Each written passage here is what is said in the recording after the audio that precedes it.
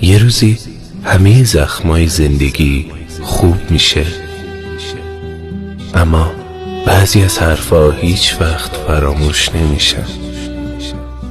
نه که چون حرف تلخه، نه، چون کسی بهت اونو میگه که اصلا انتظارشو نداری.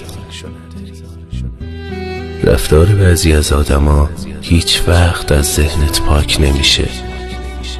شاید اون رفتار از نظر خیلی یا بد نباشه، ولی فقط خود تویی که میفهمی چقدر به خاطر رفتارش داغون شدی. بعضی اوقات باید سکوت کنی و فقط به خاطر خودت پیگیر چیزی نشی، اما هیچ وقت یادت نمیره که چی بهت گذشت تا گذشت.